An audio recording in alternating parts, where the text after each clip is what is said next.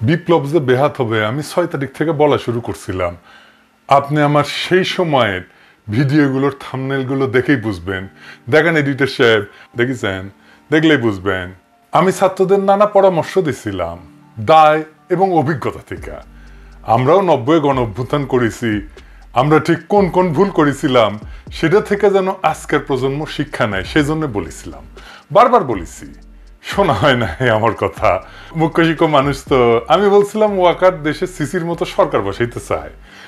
আমার উপরে অনেকে ঝাঁপায় পড়ছিল, ওয়াকার নাকি বিপ্লবের সৈনিক, পারলে ওরা নতুন জাতির পিতা বানায় দেয়। আমি বলছিলাম চুপ অধীনে শপথ না নিয়া নতুন রিপাবলিক প্রক্লেম করিয়া শহীদ মিনারে কোনো শহীদের মা অথবা পিতার কাছ থেকে শপথ নিয়া নতুন সরকার কাজ শুরু করবে। বলছিলাম না? বলছিলাম বিপ্লবের সাথে সম্পর্কিতদের দিয়া সরকার গঠন করতে। বলছিলাম পুলিশ পালায় গেছে, ওদের আর ফিরায় আনার দরকার নাই। 18 থেকে 28 বছরের ছাত্রদের দিয়া এলাকায় এলাকায় আইন শৃঙ্খলা রক্ষাকারী বাহিনী বানানো হোক, সেইখান থেকে মিলিশিয়া বানানো হোক, পুলিশ বানানো হোক। আমি বলছিলাম ছাত্র সংসদ নির্বাচন দেওয়া হোক সকল কলেজ বিশ্ববিদ্যালয়ে, তারপর 6 মাসের মধ্যে স্থানীয় সরকার নির্বাচন দিয়ে দেওয়া হোক।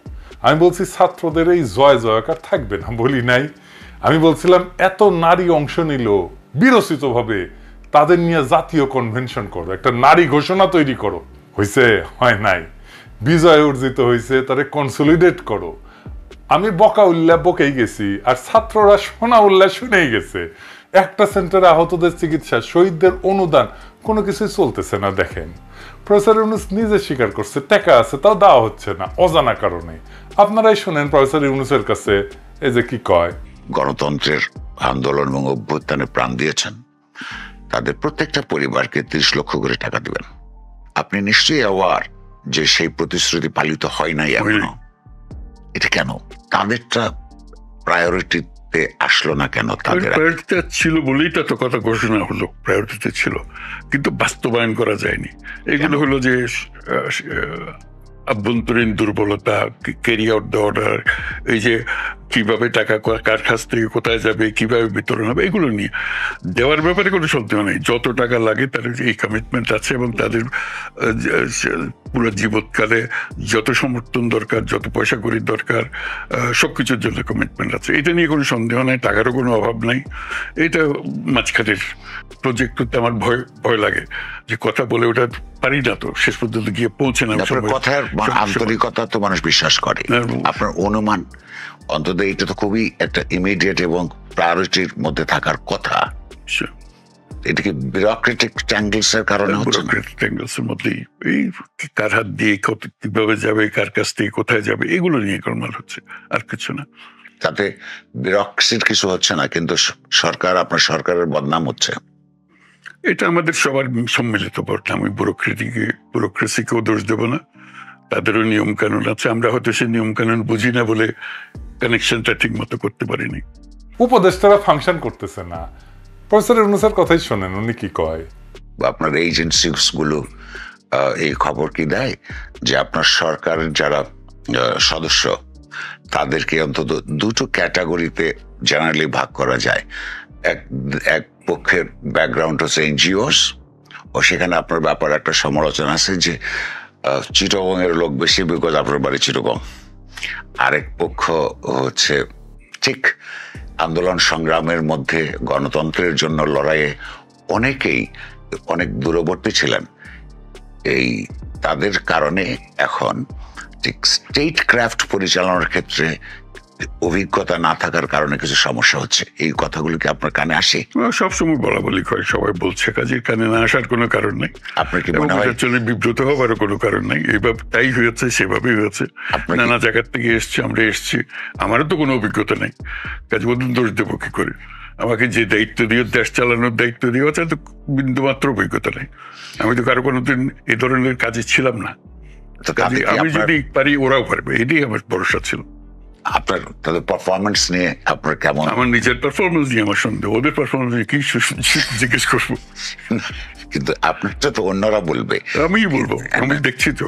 আপনি কি আপনার পারফরমেন্স নিয়ে সন্তুষ্ট? না, বলছি যে আমার তো সেই কোয়ালিটি নাই যে করার জন্য যেটুকু দরকার ওটুকু নাই। যতটুকু সাধ্য মতো করি, যদি লেগে যেত ভালো, না হলে আমাদের কপাল খারাপ। সিদ্ধান্ত নিতে পারতেছে না। এখন প্রফেসর ইউনূস স্বীকার করতেছেন ওনার অভিজ্ঞতা নাই। উনি কেন এমন কথা বলেন আমার বুঝে আসে না। আগামীর বাংলাদেশে যিনি প্রাইম মিনিস্টার হবেন তিনি তো আগে প্রাইম মিনিস্টার ছিলেন না, তাই না? সবকিছুরই তো ফার্স্ট এক্সপিরিয়েন্স আছে, যদিও first experience is not always the best experience. কিন্তু আপনাদের কারোই যদি এক্সপিরিয়েন্স না থাকে তাহলে ডায়াপার পরা উপদেষ্টাদের নিছিলেন কেন? ছাত্রদের নেন নাই কেন আরো বেশি কইরা? তরুণদের নেন নাই কেন বেশি কইরা? আপনি বুড়া অদক্ষদের উপদেষ্টা বানাইবেন, আবার বলবেন আমরা কেউ পারি না, কাজটা আগে করি নাই। এটা কোনো কথা হইলো স্যার? এটা যুক্তি দিলেই হইলো? আপনি গাছেরও খাইবেন আবার তলারও কুড়াবেন, এটা তো হবে না স্যার। বুড়াদের নিবেন নিজের পছন্দে, তাইলে ডেলিভার করতে হবে রেজাল্ট। একজন রিটায়ারমেন্টে পার করছে 20 বছর আগে, বিপ্লবের সাথে কোনো সংস্রব নাই, তাদের উপদেষ্টা বানাইবেন। আবার চ্যাংরা নিলে ফারুকের মতো একজনকে নিবেন আর বলবেন আমরা তো কেউ জানি না কেমনে রাষ্ট্রটা চালাই। তাইলে তো হবে না স্যার। রাষ্ট্র চালানো তো রকেট সায়েন্স না যে এটা জানা লাগবে। দেখেন মেডিকেল কলেজে ভর্তি পরীক্ষার ফল বাড়াইছে, 40-41 নম্বর পেয়ে মুক্তিযোদ্ধার নাতি কোটে চান্স পাইছে, আর 70 নম্বর পেয়ে চান্স পায় নাই। কি বালটা করতেছে স্বাস্থ্য মন্ত্রণালয়? এই কোটা কেমনে থাকে? যদি এই কোটায় ভর্তি হয় স্বাস্থ্য মন্ত্রণালয় আগুন লাগাই দেবো কইলাম। এই রেজাল্ট ক্যান্সেল, ফলাফল ক্যান্সেল, ফলাফল বাদ। আমি বলে না হলে জিটি থেকে রেজাল্ট বাইরেছে উঠি গরু ফেলায় জব দিব, জিয়াফত করবো, কয়ে দিলাম। আবার দেখেন যে রামপুরায় রিক্সাওয়ালা ইসমাইল নিহত হয়েছিল, এটা ছবিটা ভাইরাল হয়েছিল না? দরজা, হাসপাতালের দরজায় পড়ে আছে, দরজা নাকি খুলে নাই। তো ওইখানের এক ডাক্তার সাদি ফেসবুকে কমন লিখেছিল এই যে এইটা, যে কথাটা ঠিক না, আমি গেছিলাম দেখছি তখন মারা গেছে, ব্যাস আর যাই কথা। আমাদের বীর পুলিশ ঝাঁপে পড়েছে, সাদি সহ 5 জনকে অ্যারেস্ট করেছে, মামলাটা এমন ধারায় দিছে যেন জামিন না হয়। দেখেছেন? খুন করবি পুলিশ, বাঁচাইতে যাওয়া ডাক্তারকে মামলা দেবে হত্যা চেষ্টার, খুনের দায় ডাক্তারের উপরে চাপাই দেবে, ডাক্তারের অ্যারেস্ট করবে, মামলার বাদী হবে পুলিশ, এই মামলা বাদী করলে পুলিশ, আর ডাক্তারের জামিন বন্ধ হবে। সাদি সহ সবাইরে সসম্মানে মুক্তি আর ক্ষতিপূরণ যদি না দেওয়া হয় না, যারা যারা এই মামলা গ্রেপ্তারের জন্য কাজ করেছে সবাই লাগলে বের করবো, কইরা পাছার চামড়া লাল কইরা দেবো একজন একজন কইরা ধরিয়া। এবার আসেন এটা আমাদের প্রিয় বিএনপি নিয়ে কথা কই। বিএনপি ঐক্য ঐক্য কইরা সিলেতেছে। ভাই আপনার আর আমার ঐক্যটা কি দিয়ে হবে, কি নিয়ে হবে? সেটা তো ইস্যুর উপরে ঐক্য, ঐক্য তো ইস্যুর উপরে হয়। আপনার আর আপনার বউয়ের যে নিকা হয় সে কবুল বলে স্বীকার করে, আপনাদের চুক্তি করেন, তাই না? জনগণের সাথে বিএনপির চুক্তি কি? আপনার সাথে তো ঐক্যের কোনো জায়গা নাই, আসলেই কোনো জায়গা নাই। আপনি 72 সংবিধান চান, জনগণের সংবিধানের মতে মতে মতে আপনারা আওয়ামী লীগের নিষিদ্ধ চান না, আপনারা আওয়ামী লীগের ভোটে আনতে চান, আপনারা ইসকনকে নিষিদ্ধ চান না, আপনারা রাষ্ট্রের সংস্কার চান না। আপনার সাথে কিসের ঐক্য? কিসের করবো আপনার সাথে? আপনারা জুলাই বিপ্লবের ঘোষণাপত্র করতে চান না। অভিযোগ মাহফুজ নাকি হোয়াটসঅ্যাপে মেসেজ পাঠিয়েছে, তাই যাবেন না। বেয়াদবি হয়ে গেছে, তাই না? আমি মানলাম মাহফুজের বয়স কমর বেয়াদবি হয়েছে, ও তো ছোট, তা আপনার তো মুরব্বী, তো শিখান। আপনারা যে ড্যাং ড্যাং করতে করতে 5ই আগস্টে গেছিলেন বাসে কইরা ক্যান্টনমেন্টে, কেমনে গেছিল, কেমনে ডাকিছিল? হ্যাঁ, ফরমান পাঠিয়েছিল ওটি আপনার, বলেন সেটাই না পোলাপান ফলো করবিনি। ওয়াকার জানে কারে কারে কেমনে প্যাকেট করা লাগবে, সেজন্য ডাকিছিল আপনাদের। বাংলাদেশের অপদার্থ রাজনৈতিক দলগুলো ঈদের পরে দুব্বার আন্দোলন কখনো গইরা না উঠলেও ঈদের আনন্দ পেয়েছে যখন ওয়াকার ডাকিছে, এক ধন্য হয়ে গেছে। এই দলগুলো 16 বছর ধরে জনগণকে ফ্যাসিবাদের খাওয়াইছে না? দেশের মানুষকে রক্ষা করতে পারছে? পারে নাই।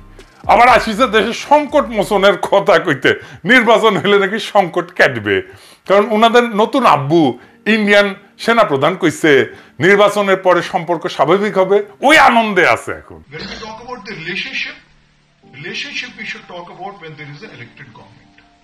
মাতোয়ারা হয়ে আছে, এই রাজনীতি করে, এই রাজনীতির জ্ঞান নিয়ে দেশ চালাবি।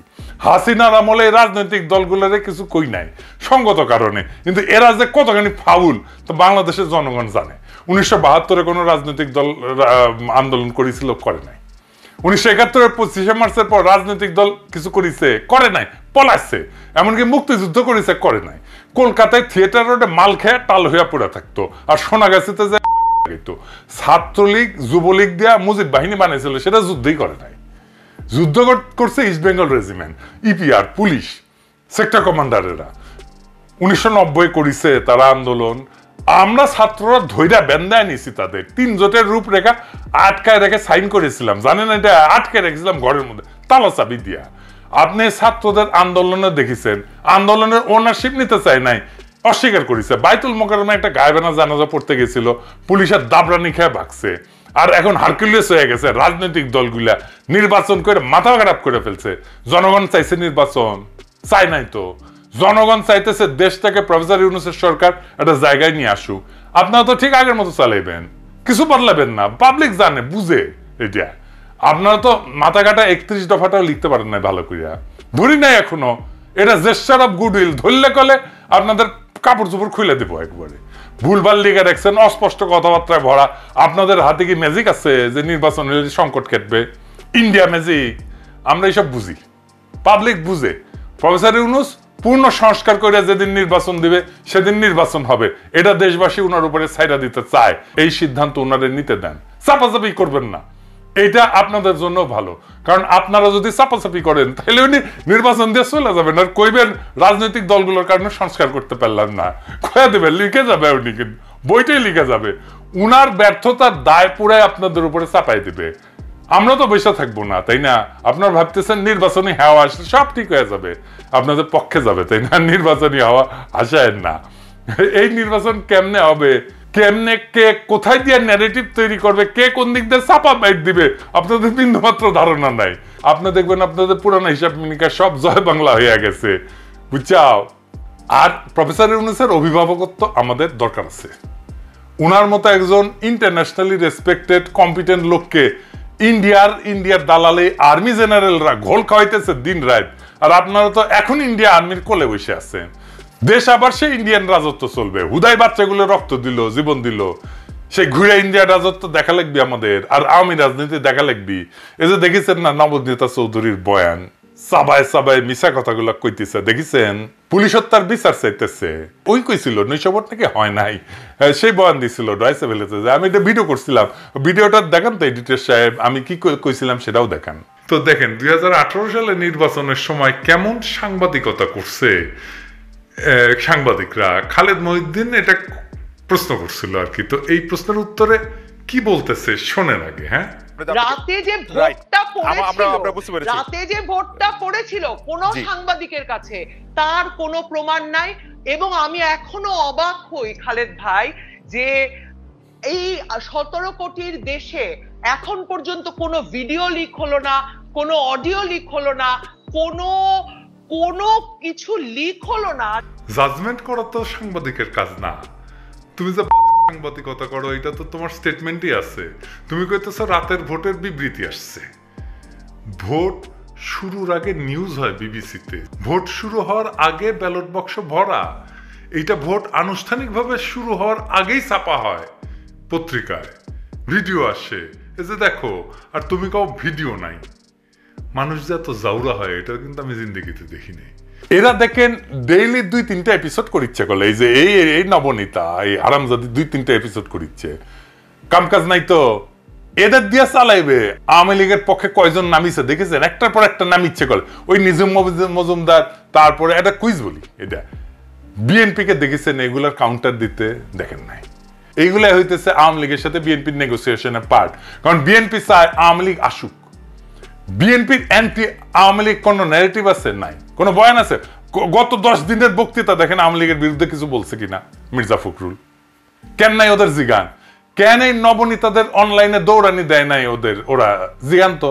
কেন ইন্ডিয়ার যে ডিসইনফরমেশন ক্যাম্পেইন তার বিরুদ্ধে কিছু করেন নাই? জিগাই তো। এটাও তাদের গ্র্যান্ড প্ল্যান। আজারের বিরুদ্ধে বলে, ইউটিউবারদের বিরুদ্ধে বলে, ইন্ডিয়ার বিরুদ্ধে, আওয়ামী লীগের বিরুদ্ধে কেন কবি নীরব? জনগণ জানতে চায়। এবার আসেন ছাত্রদের প্রসঙ্গ। ভাবেন না আমি কাউরে ছাড় দিই না। বিপ্লবের বেশিরভাগ ক্রেডিট ছাত্রদের। হাসিনার ভাবছে বিপ্লব আর বাদ যাবে কেন, তারও মেরে দিই, মারছে।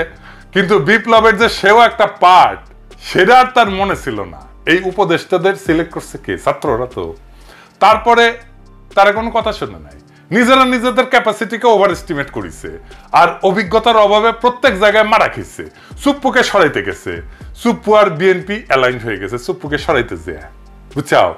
প্রোক্লামেশন অফ জুলাই করতে গেছে, বিএনপি ওয়াকারের সাথে প্রফেসর ইউনূস অ্যালাইনড হয়ে গেছে, ওরা আলাদা হয়ে গেছে। 15 জানুয়ারির মধ্যে দিবে হুঙ্কার ছাড়িছিল না, দিছে, দেয় নাই, দিবেও না, পারবেও না। তাহলে নাও অর নেভার বইলে আওয়াজ তোলার কি দরকার ছিল? কার সাথে আলাপ করে 31 ডিসেম্বরে ঘোষণা দিছিলেন আপনারা? কার সাথে আলাপ করছেন? করেন নাই। নিজেরা ডিসিশন নিছেন, সেগুলো ডিজাস্টার হয়েছে। আবার নাকি 5ই আগস্ট নির্মাণ করবেন, এতই সোজা, ছেলের হাতের মোয়া চাইলে পাওয়া যায়। হাসিনার শাসনে অতিষ্ঠ মানুষ সর্বশক্তি নিয়ে ঝাঁপায় পড়েছিল। হাসিনা গেছে, মানুষের সেই শক্তিকে কনসলিডেট করতে হইতো, তাহলে একটা বিরাট অংশের মানুষের মাঠের প্রেজেন্স থাকতো। তারা ফিরে গেছে, তারা আর আপনাদের ডাকে আসবে না, নতুন কারো ডাকে আসবে। জনগণ যেমন বিএনপির ডাকে নামে নাই, আপনাদের ডাকে নামছিল, তেমন এরপরে আপনাদের ডাকে নামবে না, অন্য নতুন কারো ডাকে নামবে। কারণ আপনারা পারেন নাই বিপ্লবকে বিজয়ী করতে। আমারে অনেকে বলে যে আমি নাকি সুযোগ সন্ধানী। আমি কিন্তু এই উপাধিকে অ্যাপ্রিসিয়েট করি, গ্রহণ করি। আমি আসলে সুযোগ সন্ধানী। বিজনেসে অপরচুনিটি সার্চ করতে হয়, আমি ওই ট্রেনিং পাওয়া লোক, এবং ওই ফাঁক দিয়ে হান্দায় দিতে হয় পণ্য। তা আপনার স্ট্র্যাটেজি নিয়ে বিপ্লবীরাও অপরচুনিস্ট বা সুযোগ সন্ধানী। বিপ্লব একটা অপরচুন মোমেন্ট, ওইটা হাজির হয়েছিল 5ই আগস্ট। ছাত্ররা ভাগ্যবান, তাদের মধ্যে দিয়ে বিপ্লব সফল হয়েছিল, তাদের মধ্যে দিয়ে বিপ্লব হাজির হয়েছিল। কিন্তু এইটা ছাত্রদের নির্মাণ না, এই পরিবর্তন ভেতর থেকে পাইকা ওঠা পরিবর্তন। বিপ্লব কিন্তু ফোড়ার মতো, আবার মনে কিছু কইরেন না, ফোড়ার এক্সাম্পল দিছি জন্য। বিপ্লব ফোড়ার মতো ভিতর থেকে পাইকা ওঠে। উপর থেকে সামান্য কিছুতে খোঁচা দিলে ফোড়া যেমন ফাইটা যায়, বিপ্লব তেমন। বিপ্লব কর্মসূচি দিয়ে আসে নাই। ইংরেজিতে ফ্যান্টাস্টিক নাম, রিমেম্বারিং হিরোজ, এগুলো দেখে পাবলিক মাঠে নামে নাই, মারা যায় নাই। যারা মারা গেছে তাদের বেশিরভাগ অক্ষর জ্ঞান নাই, ইংরেজি জানা তো দূরের কথা। রিমেম্বারিং হিরোজের বদলে কর্মসূচির নাম দেওয়া যদি হইতো হাসিনার কাঁঠাল মারি, তাও সফল হইতো। ওই বাক্যে বিপ্লব হয় নাই। বিপ্লব হয়েছে বছরের পর বছর হাসিনার শাসনের বিরুদ্ধে ঘৃণা উৎপাদনে, হাসিনার ন্যারেটিভ ভাঙায়। অনেকে কাজ করছে, আমি তো করছি, আমি এটা বলতে চাই না। এরই কলে স্টেক হোল্ডার। এই স্টেক হোল্ডারদের দূরে সরায় রাখাই হয়েছে সবচেয়ে বড় ডিজাস্টার ছাত্রদের জন্য। 90-এর ছাত্র নেতারা অনেক বেশি ম্যাচিউরড ছিল এখনকার ছাত্র নেতাদের চাইতে, কারণ তাদের বয়স 30-এর উপরে ছিল। তারা ক্ষমতার অংশ হয় নাই, আর তাদের সকলের রাজনৈতিক মুরব্বী ছিল, রাজনৈতিক ট্রেনিং ছিল। এদের কারোই রাজনৈতিক মুরব্বী নাই। 75-এর সেনা অফিসাররাও একই রকম ভাবে ইয়াং ছিল, সে একই রকম ক্ষমতা ছিল। তাদের ক্ষমতা 3 মাস টিকছিল মাত্র, এবং ওদেরও রাজনৈতিক মুরব্বী ছিল না।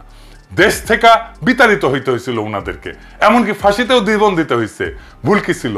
ভুল ছিল ওই সংবিধান দিয়া ক্ষমতা চালাইতে, আর আওয়ামী লীগের মন্ত্রিসভা দেয়া মন্ত্রিসভা চালাইতে, এবং রাজনৈতিক মুরব্বী না থাকাতে। খালেদ মোশাররফ কু করলো? আজ সেনাবাহিনীতে 50টা খালেদ মোশাররফ আছে। ছাত্ররা মন্ত্রিসভা থেকে বিতাড়িত হইলেও অবাক হইয়েন না, পাগলেও নাকি নিজের ভালো বুঝে। আজ আর বেশি কিছু কইলাম না, এখনো সময় আছে। ছাত্ররা যদি কিছুটা হইলেও বিপ্লবকে রক্ষা করতে চায়, পারা যাবে। নয়তো আর কি করার। অনেকেই অনেক সম্ভাবনাকে কাজে লাগাইতে পারে নাই ইগোর কারণে। বাংলাদেশের রাজনীতির আর্কিটেক্ট যারা হইতে পারতেন, তারা রাজনীতির ফুটনোট হইয়া থাকবেন। বাংলাদেশের রাজনীতি থাইমা থাকবে না, নতুন হাত ধইরা আগায় যাবে। রাজনৈতিক দল, প্রফেসর ইউনূসের সরকার আর ছাত্ররা, আপনাদের ব্যর্থতা সীমাহীন। দেখেন না, বিচার তো হইল না, কাউকে আটক করা হইল, সবাইকে করা হইল না, পালায় গেল কত লোক। সংস্কার হইলেও হইল না, পরিবর্তন হইলেও হইল না। সেই একই পুলিশ, একই আমলা, একই প্রশাসন, একই আর্মি, নাগরিকের সেই একই নাভিশ্বাস। খালি রাজনৈতিক একটা দল পাল্টাইল, চান্দাবাজের দল পাল্টাইল। জুলাই বিক্রি হইল রাজনৈতিক দলের দর কষাকষিতে। কেউ কেউ বিক্রি করলো নিজেদের রাজনৈতিক দল গোছাইতে, আর কেউ কেউ ধান্দাবাজিতে বেচে দিল। তবে এটাই বাংলাদেশের নিয়তি না। বাংলাদেশ তার পথ খুঁজে নেবে, সেই পথ খোঁজার পথে আমরা সব সময় থাকব। আপনারাও থাকেন, ডাক আসবে সময় মতো, তখন আবার ঝাঁপে পড়া লাগবে। এবার মিত্রদের নিয়ে চীনে যাচ্ছে বিএনপি। চীনের কমিউনিস্ট পার্টির আমন্ত্রণে মিত্রদের নিয়ে দেশটি সফরে যাচ্ছে বিএনপি। স্থায়ী কমিটির সদস্য ডক্টর আব্দুল মঈন খানের নেতৃত্বে বিএনপির 8 জন ও যুগপৎ আন্দোলনের শরিকদের 8 জন মিলে 16 সদস্যের প্রতিনিধি দল আগামী ফেব্রুয়ারির এ সফরে যাওয়ার কথা রয়েছে। ইতিমধ্যে ঢাকায় চীনা দূতাবাসে প্রয়োজন অনুযায়ী বিভিন্ন 2টি তালিকা জমা দেওয়া হয়েছে। উভয় তালিকায় বিএনপির মহাসচিব মির্জা ফখরুল আলমগীরের স্বাক্ষর রয়েছে। বিএনপি ও যুগপৎ আন্দোলনে যুক্ত থাকা কয়েক নেতা বিষয়টি নিশ্চিত করেছেন। নেতারা জানায়, চীনের কমিউনিস্ট পার্টির আমন্ত্রণে বিএনপি ও যুগপৎ আন্দোলনের শরিকরা আগামী 21শে ফেব্রুয়ারি চীন সফরে যাওয়ার কথা রয়েছে। এই সফরে চীনের সঙ্গে দ্বিপাক্ষিক বিষয় নিয়ে আলোচনা হবে। দক্ষিণ এশিয়ার অর্থনীতিতে চীন অত্যন্ত শক্তিশালী। বাংলাদেশের অর্থনীতিতেও চীনের ভূমিকা অনেক। সফরে দেশটির সঙ্গে গণঅভ্যুত্থানের পরবর্তী বাংলাদেশ সম্পর্ক নিয়ে আলোচনা হবে। চীন সফরের তালিকায় বিএনপির স্থায়ী কমিটির সদস্য ডক্টর আব্দুল মঈন খান, ভাইস চেয়ারম্যান আলতাফ হোসেন চৌধুরী, নুরুল ইসলাম মনি, যুগ্ম মহাসচিব শহীদ উদ্দিন চৌধুরী এনি, যুবদলের সাধারণ সম্পাদক নুরুল ইসলাম নয়ন, স্বেচ্ছাসেবক দলের সাধারণ সম্পাদক রাজীব আহসান ও ছাত্রদলের সাধারণ সম্পাদক নাসির উদ্দিন নাসির। এছাড়াও যুগপৎ আন্দোলনের শরিক দলের নেতাদের মধ্যে রয়েছে নাগরিক ঐক্য সভাপতি মাহমুদুর রহমান মান্না, বাংলাদেশের বিপ্লবী ওয়ার্কার্স পার্টির সাধারণ সম্পাদক সাইফুল হক, গণসংহতি আন্দোলনের প্রধান সমন্বয়ক জুনায়েদ সাকি, গণ অধিকার পরিষদের সাধারণ সম্পাদক মোহাম্মদ রাশেদ খান, ন্যাশনাল পিপলস পার্টির এনপিপি চেয়ারম্যান ফরিদুজ্জামান ফরাদ, বাংলাদেশ খিলাফত মজলিসের আমির মাওলানা Mominul Haque, nationalist democracy movement NDM chairman Bobby Hajjaj এবং বাংলাদেশ জাতীয়তাবাদী দলের চেয়ারম্যান 12 দলীয় জোটের সমন্বয়ক অ্যাডভোকেট সৈয়দ এনামুল হুদা। গত 16 নভেম্বর চীনের দক্ষিণ পূর্ব ও দক্ষিণ এশিয়ার দেশগুলোর প্রতিনিধিদের নিয়ে দেশটির রাজধানী বেইজিংয়ে পলিটিক্যাল পার্টি প্লাস কোঅপারেশন অনুষ্ঠানে যোগ দেন বিএনপির ভাইস চেয়ারম্যান আসাদুজ্জামান খান রিপনের নেতৃত্বে দলটির যুগ্ম মহাসচিব হাবিব উন নবী খান, খুলনার বিভাগের ভারপ্রাপ্ত সাংগঠনিক সম্পাদক অনিন্দ ইসলাম ও বিএনপির মিডিয়া সেল সদস্য মাহমুদা হাবিবা।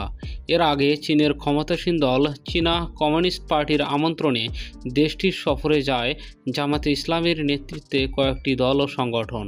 14 সদস্যের এ প্রতিনিধি দলের নেতৃত্ব দেন জামাতের কেন্দ্রীয় নায়েবে আমির ও সাবেক সংসদ সদস্য আবদুল্লাহ মোহাম্মদ তায়ের। কোনো ইসলামী দলের নেতাদের চীনের ক্ষমতাসীন দলের আমন্ত্রণে সে দেশের সফরে যাওয়ার ঘটনা এই প্রথম। সম্মানিত প্রিয় দর্শক, ভিডিওটি সম্পর্কে আপনাদের মহামূল্যবান মতামত কমেন্ট করে জানিয়ে দিন। সবাই সুস্থ থাকুন, ভালো থাকুন। আসসালামু আলাইকুম।